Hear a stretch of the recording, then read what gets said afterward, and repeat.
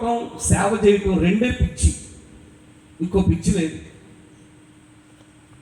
ఇది నా సేవా పరిచర్య విధానం. ప్రభు మహాకృపలో కొంచెం చాలామంది నా వెనుకున్న 4-5 దైవజనులకి నా విషయం తెలుసు. నేను విశాఖపట్నంలో జగదాంబ సెంటర్లో దేవుని సేవ చేస్తున్నాను. జగదాంబ సెంటర్లో, అలాగే మురళీనగర్, కంచరపాలెం అనే ప్రాంతాల్లో ఒక 3 మందిరాలు కట్టాం. జగదాంబ సెంటర్లో ఒక 3 ఫ్లోర్లు దేవుని మందిరం కట్టి పరిచర్య చేస్తున్నాం. అలాంటి మందిరాలు ఒక 3 కట్టాం.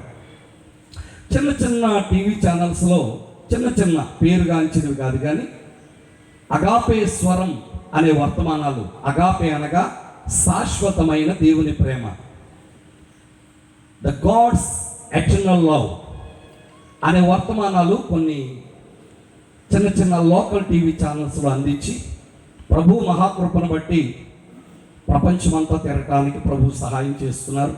ఈ పరిసర ప్రాంతాల్లో ఒక 20-30 స్థలాల్లో నేను తిరిగి దేవుని వాక్యం అనేక సార్లు పంచుకున్నాను. నా కుటుంబం గురించి ఒకసారి పరిచయం చేస్తాను. ఇక్కడ చాలామంది కొత్త వాళ్ళు ఉన్నారు, సేవకులైతే పాతవారే. నాకు ఒకే ఒక భార్య, 2 కొడుకులు. ఎంతమంది? ఒక్కరే భార్య, కొడుకులు మాత్రం 2. పెద్దవాడు ఎవరిని ఏమి అనడు, చిన్నవాడు ఎవరిని ఏమి అనకుండా ఉండడు.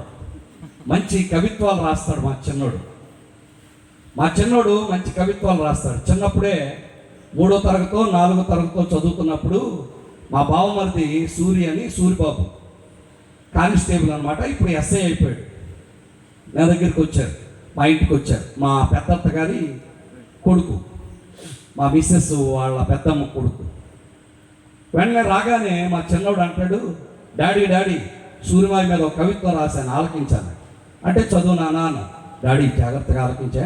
నా పేరు సూరి, తిన్నాను పూరి, ఎక్కాను లారి, పడ్డాను జారి అన్నాడు. అబ్బా బాగా రాశాడని చెప్పేసి అనుకున్నాను. పిల్లలకి ఏదో ఒక తలాంత్ ఉంటుంది.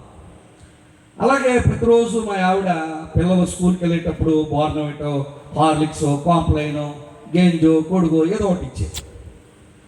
ఉదయాన్నే రెడీ అయ్యి పిల్లలు బయలుదేరేటప్పుడు ఇక్కడ ఉన్న ప్రతి తల్లి, నా కుడి వైపున ఉన్న ప్రతి చెల్లాయి కూడా అదే పని చేస్తారు.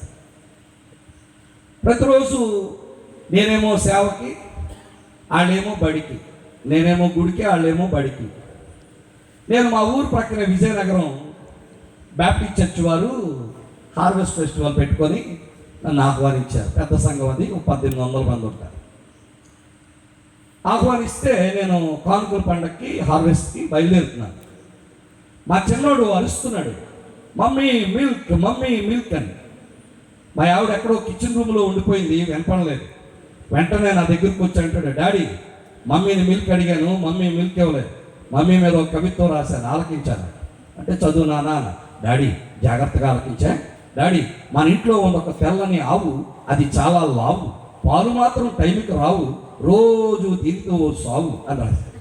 ఏంటట?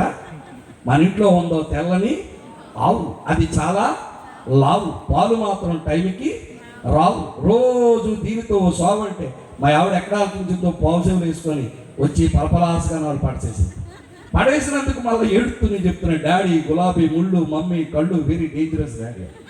ఇలా లాట్ ఆఫ్ ఫన్ అనేది మా ఇంట్లో ఉంటుంది. చాలా రాశాడు కానీ అన్నీ మనకు ఎక్కడ గుర్తుంటాయి. ఈ సరదా మాటలు కొన్ని అక్కడక్కడ చెప్తూ ఉంటారు. దేవునికి మహిమ కలుగును గాక. ఇది మా ఫ్యామిలీ హిస్టరీ. మా పెద్దోడు ఇప్పటికీ ఎవరిని ఏమనడం, మా చిన్నోడు ఇప్పటికీ ఎవరిని ఏమనకుండా ఉండడం. దేవునికి మహిమ కలుగును గాక. ఈ రాత్రికాల సమయంలో నా సన్నిధిలో నడుచుచు నిందారహితుడువై ఉండుము అన్న మాటకు ఒక 4 విషయాలు ఈ రాత్రి మీ ముందు ప్రజెంట్ చేయాలని ఇష్టపడుతున్నాను. బైబిల్ గ్రంథం అంతా చదివితే బైబిల్ గ్రంథం నిండా మనం జ్ఞాపకం చేసుకున్నప్పుడు ఆదికాండము 1వ అధ్యాయం నుండి ప్రకటన గ్రంథం చివరి మాట వరకు మనం బాగా తవ్వుకుంటూ వెళితే 4 హానోకులు కనిపిస్తారు. ఎంతమంది అండి పరిశుద్ధ గ్రంథంలో? 4 హానోకులు కనిపిస్తారు. జాగ్రత్తగా వినండి. ఈ రాత్రి దేవుడు తప్పనిసరిగా